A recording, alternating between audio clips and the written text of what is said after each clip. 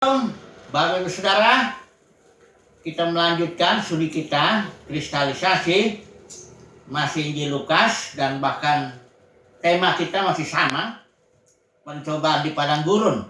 Tapi kita akan lebih jauh lagi melihat, minggu lalu kita melihat pencobaan Tuhan Yesus, Lukas pasal 4 ini di padang gurun. Dia dicobai 3 kali. Kita mencoba meminta bantuan dari surat Yohanes, ya, bahwa apa yang ada dalam dunia, keinginan daging, keinginan mata, keangkuhan hidup, ini bukan berasal dari Bapa. Jadi Yesus dicobai mengenai roti, ya, suruh bikin batu jadi roti karena dia sudah 40 hari puasa. Itu keinginan daging. Kita sudah melihat juga yang keinginan mata. Yesus ditawarkan kuasa dan kemuliaan dunia ini asal mau menyembah iblis. Yesus juga menolak. Kemudian keangkuhan hidup, ya, suatu pengekspresian diri. Yesus suruh loncat dengan suatu pertunjukan diri, toh nantikan Bapa di surga melindungi. Nah,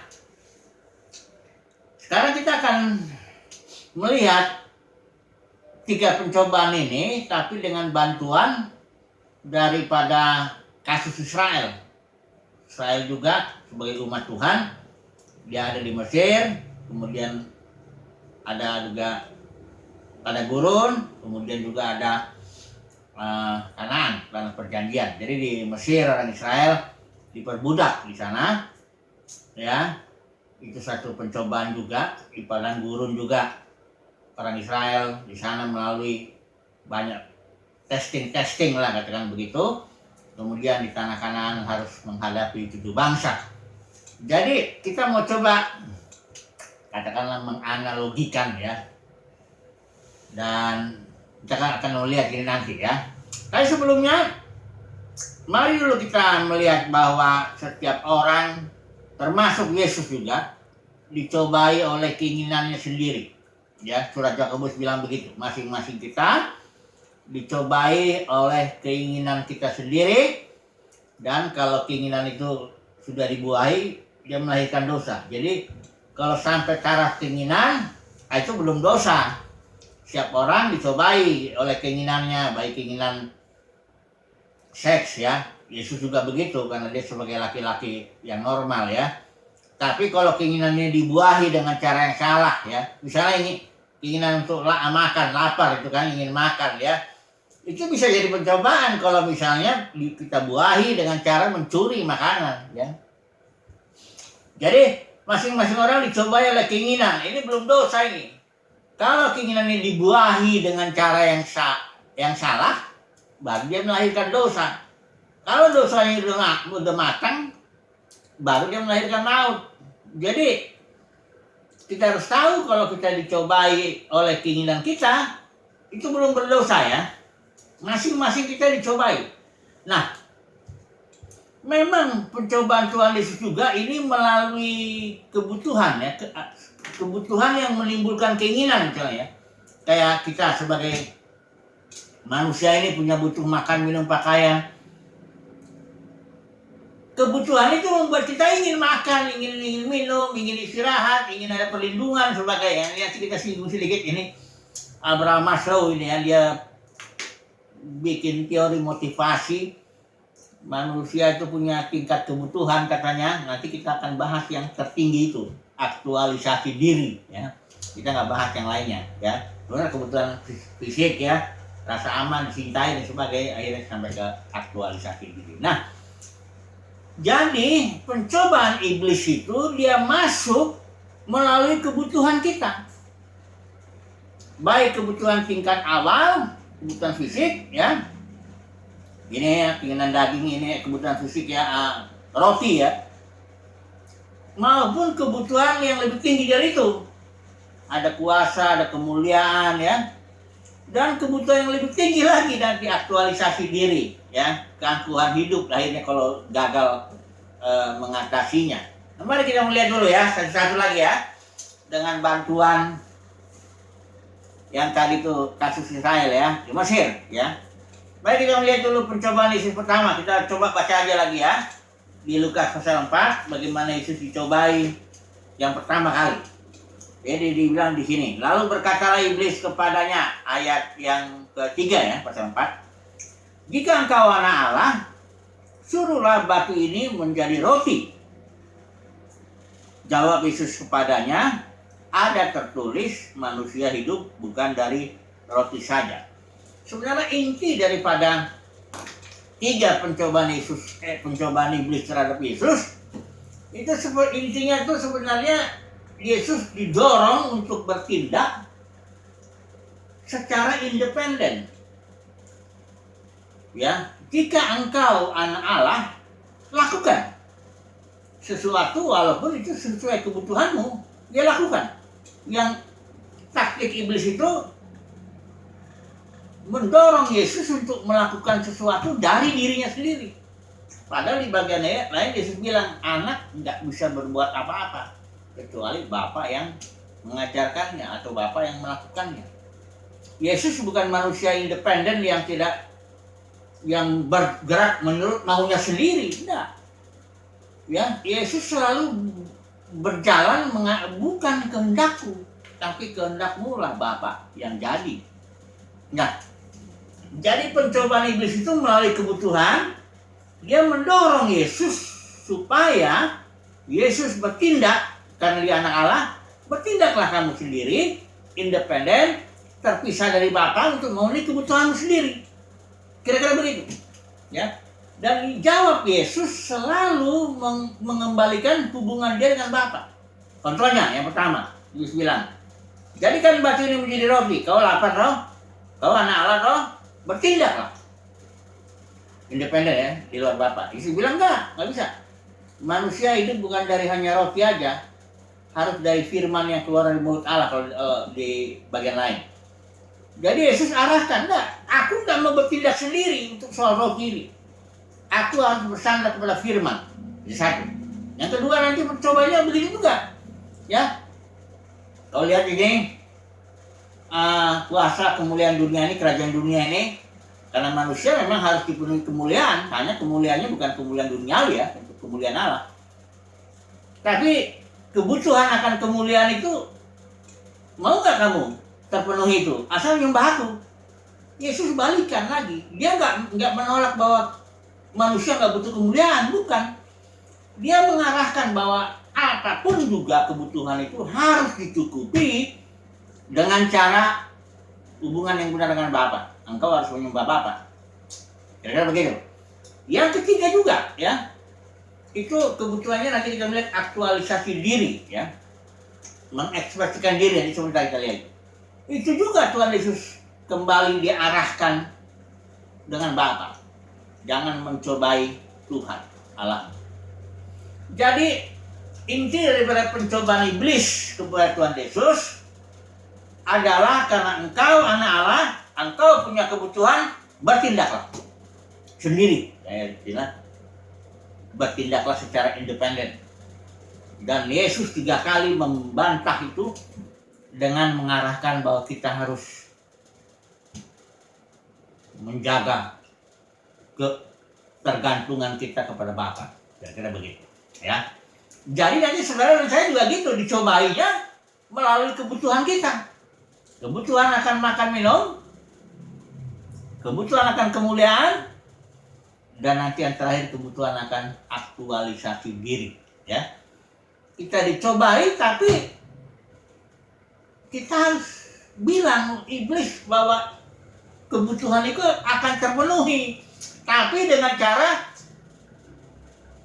hidupku bukannya aku lagi. Aku nggak akan bertindak independen, tapi hidupku adalah Kristus. Kristuslah yang akan memenuhi seluruhnya nanti. Kalau aku menjalani hidup Kristus, maka kebutuhanku akan makan minum pakaian tercukupi, kebutuhan akan kemuliaan tercukupi, kebutuhan akan aktualisasi diri tercukupi. Jadi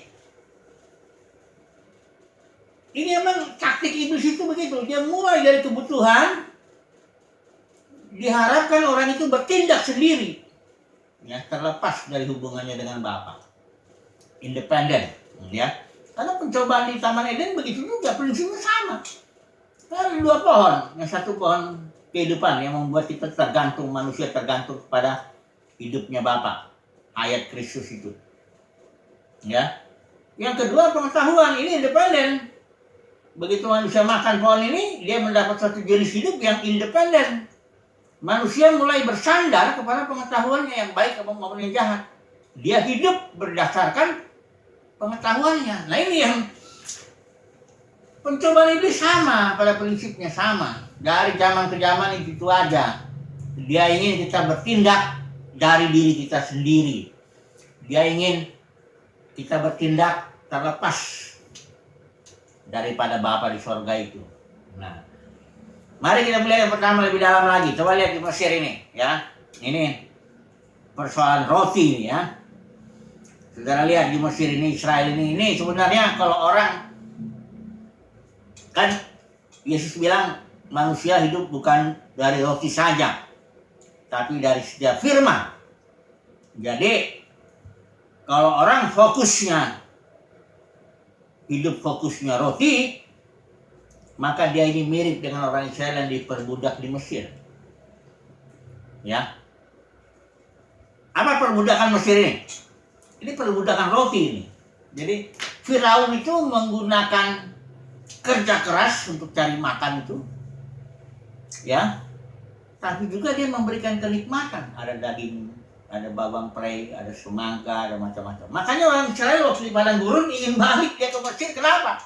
Karena dia ingat, walaupun di Mesir saya diperbudak karena roti, saya harus kerja keras, tapi ada kenikmatannya. Nah ini dia, ini pencobaan. Kalau orang Israelnya fokusnya roti, dia akan ingin balik terus ke Mesir. Ya, Yesus beri jalan keluar. Kalau orang fokusnya roti, dia pasti kena pencobaan iblis. Dia akan diperbudak seperti Israel diperbudak di Mesir. Kalau saudara dan saya fokusnya firman, bukan kita gak butuh roti, jangan salah. Ya. Kalau kita hidup oleh firman, di dalam firman, dimotivasi oleh firman, pasti kebutuhan akan roti tercukupi. Ya, tapi kita nggak diperbudak. Namun kalau kita fokus kepada roti, nah kita diperbudak, kerja dari pagi sampai ke pagi kadang-kadang. Tapi ada kenikmatannya, ada, ya, ada kenikmatan. Itulah justru perbudakan Mesir itu. Kalau perbudakan Mesir hanya berlaku ya bagi orang yang fokus hidupnya roti, baru dia mengalami perbudakan kayak umat Israel itu di Mesir. Jadi pencobaan ini bagi saudara, bagaimana kita lolos dari pencobaan pertama, soal-soal kebutuhan roti ya, kebutuhan jasmani lah ya. Bagaimana caranya? Kita nggak boleh fokus ke situ. Kita harus fokus kepada firman supaya jangan diperbudak. Ya, ada orang diperbudak oleh kebutuhannya, ya. Waduh, dan itu ngeri ya, diperbudak oleh uang termasuk juga. Uang itu katanya kalau dijadikan hamba bagus dia. Tapi kalau sempat dia jadi tuan kita, wah jadi diperbudak kita habis. Sengsara kita, ya. Nah ini dia. Bagaimana caranya lolos dari pencobaan yang pertama itu, soal-soal roti ini? Fokuslah kepada firman, ya. Bersandarlah kepada firman. Hiduplah oleh firman. Maka kita nggak diperbudak dan kebutuhan akan roti kita tercukupi. Ini nomor satu. Nomor dua, pencobaan yang kedua. Ini keinginan mata kalau dalam surat Yohanes, kalau di Israel ini kasusnya padang gurun. Ya. Di padang gurun ini nggak ada kemuliaan. Memang ini pencobaan yang kedua ini kemuliaan. Ya, ini mari kita baca dulu ya. Ayatnya ini yang kelima ya, bagian terakhir ya. Iblis dalam sekejap mata memperlihatkan semua kerajaan dunia. Nah, ayat 6 bilang gini, kata iblis kepadanya, kalau Tuhan Yesus, segala kuasa itu serta kemuliaannya akan kuberikan kepadamu. Sebab semuanya itu telah diserahkan kepadaku dan aku memberikannya kepada siapa saja yang kukehendaki. Jadi jika engkau menyembah aku, seluruhnya itu akan menjadi milikmu. Nah, saudaraku, manusia butuh kemuliaan. Ya, apa itu kemuliaan? Tapi kemuliaan Tuhan ya, bukan kemuliaan dunia ini ya. Ini dia, iblis sudah orang 2 kali lipat dia. Dia masuk melalui kebutuhan akan kemuliaan, tapi kemuliaan dunia yang ditawarkan karena emang ya itu yang dia punya ya. Jadi manusia itu ketika dia diciptakan gambar serupa dengan Bapa, walaupun dalam proses ya, dia telanjang tidak malu karena ada kemuliaan Tuhan. Sebab ketika manusia berbuat dosa, hilang atau berkuranglah kemuliaan itu sehingga rasa malu timbul. Ya. Saudara dan saya butuh kemuliaan Tuhan ya, yang membuat kita nggak ada rasa malu. Ya, rasa malu itu di Alkitab paling tidak enak gitu ya, mendapat malu gitu ya. Nah, masalahnya Adam menggunakan daun apa itu kemuliaan duniawi menutupi rasa malunya. Jadi kemuliaan itu ada 2, ada kemuliaan duniawi, ada kemuliaan Tuhan. Tuhan ingin bahwa kebutuhan kita akan kemuliaan tercukupi, tapi adalah kemuliaan Tuhan dengan jalur ya bangun hubungan dengan Tuhan. Hidup dalam Kristus, hidup dalam firman, ya. Menyembah Tuhan kalau di sini. Jadi orang kalau mau dipenuhi kemuliaan ya nyembah Tuhan, jangan nyembah setan ya. Jadi saudara dan saya, kita butuh kemuliaan. Kita kan nggak ingin dapat malu toh, nggak ingin dipermalukan di depan siapapun. Di dunia ini maupun dunia yang akan datang, wah nggak mau ya. Tapi bagaimana caranya? Kita menyembah Tuhan lah supaya kemuliaan yang membungkus kita adalah kemuliaan Tuhan yang membuat kita nggak dapat malu di dunia ini maupun dunia yang akan datang. Tapi sebaliknya kalau orang membungkus dirinya dengan kemuliaan manusiawi, harta benda, kekayaan, penampilan, jabatan, uang, atau semuanya, hanya berlaku di dunia ini aja dia nggak malu. Ya, sebab orang kaya nggak akan dipermalukan, malah dihormati ya, itu dunia inilah namanya kan. Tapi nanti setelah dia mati kan hilang itu semuanya. Dia tanggalkanlah semua kemuliaan duniawinya itu, uang, harta benda, semua nggak dibawa mati toh. Waktu dia mati itu nah di situ dia kena malu. Karena dia bangkit dan berdiri di hadapan Tuhan nggak punya apa-apa, telanjang istilahnya kayak begitu. Wah ini malu sekali. Malunya sampai rakap dan kertak gigi ya kalau Alkitab bilang itu. Terus saudara bilang salah nggak punya harta? Nggak salah. Nggak salah kalau memang kan kebutuhan itu pertama kita udah. Tapi masalah salah kalau kita menggunakan itu untuk menutupi rasa malu kita. Nah, kita nggak butuh kemuliaan duniawi kayak gitu. Kita butuh kemuliaan memang, tapi kemuliaan Tuhan. Nah, kalau kita benar-benar sadar aku cari kemuliaan Tuhan, kita nggak jatuh ke dalam jerat iblis ini. Kita nggak nyembah iblis. Ada banyak orang nyembah iblis supaya dapat kemuliaan duniawi. Nah, memang sebenarnya orang yang fokus kepada atau ingin kemuliaan duniawi udah pasti dia nyembah iblis ya, walaupun dia ngomongnya nyembah Yesus ya nyembah iblis juga. Jadi pencobaan kedua kita bisa lolos ya kalau kita menyembah Tuhan, fokus tetap hidup dalam Tuhan ya. Kita akan dapat kemuliaan Tuhan ya. Kemuliaan itu yang ditaruhnya di dalam life, hayat, joy ya. Ketika joy ini bertumbuh, kita makin penuh. Dari kemuliaan kepada kemuliaan, from glory to glory. Kita bertumbuh dalam kemuliaan Tuhan. Makin hari kita semakin dipermuliakan. Nanti ketika kita meninggalkan dunia ini, di situ dimanifestasikan. Ya, Christ in you, the hope of glory. Ya, Kristus dalam kita ini, benih ini, itu adalah pengharapan akan kemuliaan. Begitu nanti dimanifestasikan, kita mendapat kemuliaan Tuhan yang termanifestasi. Wah, semua orang menghargai kita. Kalau selama di dunia ini, karena kemuliaan dunia kita sedikit, ya orang nggak menghargai, nggak apa-apa lah. Yang penting kita punya kemuliaan Tuhan bertumbuh. Kemuliaan dunia ini kan sebentar loh. Berapa puluh tahun. Nanti udah kita tinggalin ya. Tapi kalau kemuliaan Tuhan menyertai kita selamanya. Ini yang pencobaan kedua. Padang gurun, jadi nggak ada kemuliaan di situ. Ini yang buat orang Israel bersungut-sungut. Cirinya nih orang yang sedang diproses di padang gurun ini, pencobaan padang gurun ini bikin orang sungut-sungut. Ikut Tuhan nggak ada kemuliaannya nih. Ikut Tuhan malah kadang-kadang nggak dapat jodoh, kata orang bilang itu, nggak dapat harta banyak. Kok sedikit kemuliaan ini, padang gurun ini, ya bersungut-sungut lah banyak orang Kristen itu. Belajar bersyukur, bapak saudara, ya. Nggak selamanya juga sih dalam padang gurun, itu hanya jalan aja kita lewati pencobaan, ya. Tapi nanti kita akan sampai kepada yang ketiga. Ini kebutuhan akan aktualisasi diri, ya. Saya ambil dulu sedikit penemuan ini. Abraham Maslow ini seorang humanis ini. Teori motivasi, katanya yang memotivasi manusia itu kebutuhannya, dan kebutuhannya dijenjang sama dia. Dia kalau dibagi 3 bisa. Kebutuhan jasmani, makan minum pakaian, semuanya, rasa aman, semuanya itu. Baru dia naik ke atas cintai, mencintai, memiliki apa ini, kebutuhan kemuliaan. Naik kebutuhan aktualisasi diri. Saya baca dulu ya, aktualisasi diri itu apa? Ini dari kamus bahasa Indonesia, kamus besar ya. Aktualisasi diri itu ini, artinya ini.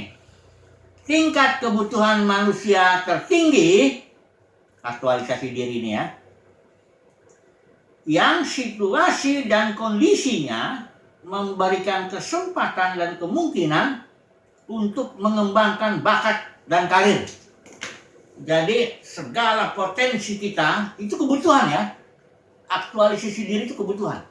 Saudara dan saya butuh untuk mengekspresikan diri, mengaktualkan diri.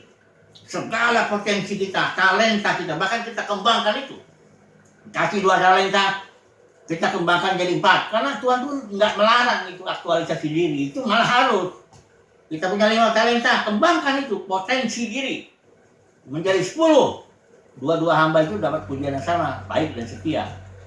Jadi aktualisasi diri kebutuhan untuk mengembangkan diri, mengekspresikan diri, segala potensi, bakat apa semua kita tampilkanlah gitu. Nah ini pencobaan, tapi kalau misalnya ini iblis ini, lihat, Yesus disuruh menonjolkan diri dengan cara loncat dari atas ke bawah. Itu kan memang itu pertunjukan diri lah itu kan. Kalau ada orang loncat, kalau kakinya nggak kena batu apa nggak langsung terkenal dia, populer ya. Mengekspresikan diri sebagai seorang yang apa namanya, kalau itu bukan sirkus lah gitu, lebih hebat ya. Pokoknya super lah, manusia super. Karena bisa loncat dan tidak apa-apa. Tapi saya bilang jangan, nggak boleh begitu. Cara mengaktualisasi diri, caranya bukan begitu. Ya. Di situ caranya jangan mencobai Tuhan. Yesus bilang gini. Pokoknya kembali kepada Tuhan. Yesus bawakan kembali kepada Bapa. Aktualisasi diri yang benar itu, ini kayak spiritnya Kaleb waktu dia mau ngambil Kanaan. Kanaan itu warisan. Ya. Saudara dan saya butuh warisan.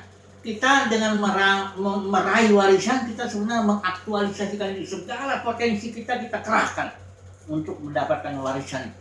Baik yang di bumi maupun yang di dunia yang akan datang. Spirit Kaleb ya, spiritnya Kaleb inilah dia aktualisasi diri yang benar, aktualisasi diri yang percaya kepada Tuhan. Kaleb bilang gini,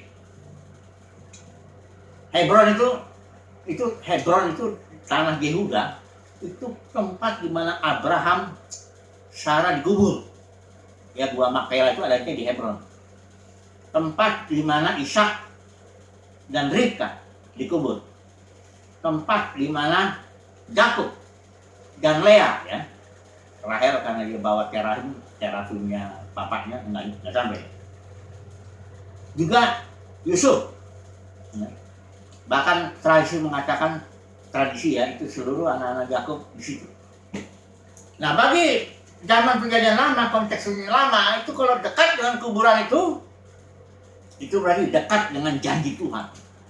Dekat dengan warisan yang Tuhan memberikan itu. Jadi Kaleb bilang sama Yosua, "Engkau lihat itu Hebron, di sana waktu itu ada orang enak, bangsa yang besar, tinggi, banyak." Kaleb bilang gini, "Aku dulu 40 tahun waktu Musa suruh aku sana. Engkau tahu toh? Sekarang aku sudah 85. aku sama kuat. Ya, terus dia bilang gini, engkau tahu di sana ada orang enak. Dia bilangnya gini, firman kita, barangkali Tuhan menyertai aku bisa memukul. Dia tetap bersandar kepada Tuhan, dia tetap mengandalkan kekuatan Tuhan, tapi dia juga memiliki spirit, aku akan raih segala potensiku, kekuatanku, aku akan raih itu, warisan, ya, benar. Dan dia kan mengikut Tuhan sungguh, ya. Kaleb itu seorang yang mengikut Tuhan dengan sungguh, dan dia dapat itu. Hebron, ya, tempat di mana leluhur Israel dikuburkan. Jadi Kaleb itu jadi dekat dengan janji Tuhan. Ini luar biasa ini. Ini aktualisasi yang benar. Saudara dan saya, ini kebutuhan kita mengaktualisasikan, mengekspresikan segenap potensi kita untuk meraih warisan. Di dunia ini maupun dunia yang akan datang sesuai janji Tuhan yang Tuhan berikan kepada kita masing-masing. Ya. Tapi mengaktualisasikannya dengan bersandar kepada Tuhan kayak spiritnya Kaleb. Bukan dengan sombong. Nih, saya hebat, karena itu sama iblis. Itu mencobai Tuhan kayaknya begitu ya. Karena pencobaan jatuh. Jadi kalau kita punya spirit Kaleb, kita akan mengaktualisasikan diri kita dengan benar untuk meraih warisan kita. Nah, apa kesimpulannya? Kesimpulannya, ingat, pencobaan selalu datang melalui keinginan. Melalui kebutuhan. Ya, kebutuhan yang menimbulkan keinginan dalam diri kita. Ingin akan makan minum pakaian, biasa itu. Ingin akan kemuliaan, betul. Ingin akan aktualisasi diri, itu nggak apa-apa. Keinginan bukan dosa. Tapi kalau dibuahi dengan cara yang salah, yang enggak dengan yang cara independen itu enggak bergantung Tuhan, nah itulah dia melahirkan dosa. Kalau dosa yang sudah matang, dia melahirkan maut. Jadi, Bapak saudara, keinginan kita bukan dosa, tapi nyatakanlah buahi ya, genapilah keinginan kita dengan cara bersandar pada Tuhan ini tadi. Yang pertama maupun yang kedua maupun yang ketiga, intinya Kristus adalah hidupku bukannya aku lagi, tapi Kristus dalam diriku. Aku hidup oleh Kristus, digerakkan oleh Kristus, ya, dipenuhi oleh Kristus. Maka kebutuhan akan roti, akan kemuliaan, akan aktualisasi diri, semua tergenapi. Haleluya. Itu dia. Kita lolos dari pencobaan iblis ya. Dan seluruh kebutuhan kita tercukupi. Haleluya. Amin.